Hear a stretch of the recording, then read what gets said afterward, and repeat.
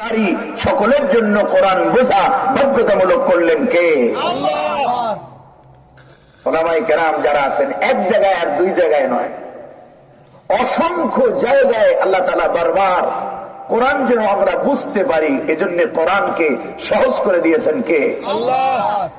আল্লাহ রাব্বুল আলামিন বলেন, ইন্না আনজালনাহু কুরআনান আরাবিয়্যান লাআল্লাকুম তাকিলুন।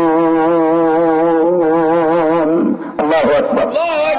নিশ্চয়ই আমি এই কোরআনকে আরবি ভাষায় অবতীর্ণ করেছি, লাআল্লাকুম তাকিলুন, যেন তোমরা আকল সংগ্রহ করতে পারো, যেন তোমরা বুঝতে পারো, জ্ঞান আহরণ করতে পারো। সুবহানাল্লাহ বলবেন না?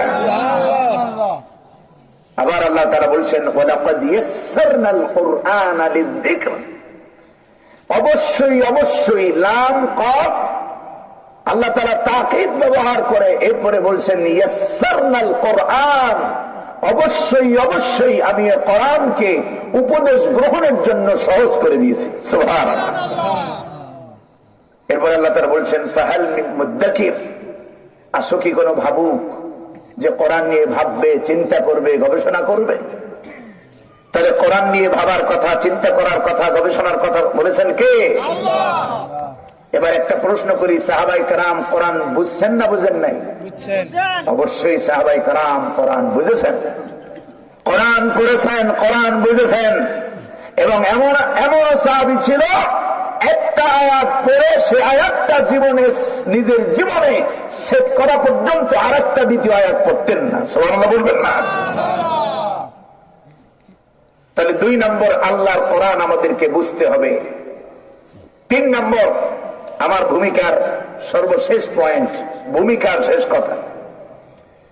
1 নম্বরে কোরআন শেখার কথা বলেছি, 2 নম্বরে কোরআন বোঝার কথা বলেছি, 3 নম্বর দায়িত্ব হলো আল্লাহর কোরআন দিয়া ব্যক্তি, পরিবার, সমাজ, রাষ্ট্র, অর্থনীতি, সমাজনীতি, রাজনীতি, মানুষের জীবন পরিচালনার যত নীতি, যত আদর্শ আছে, যত কিছু প্রয়োজনে কোরআনে আছে না না?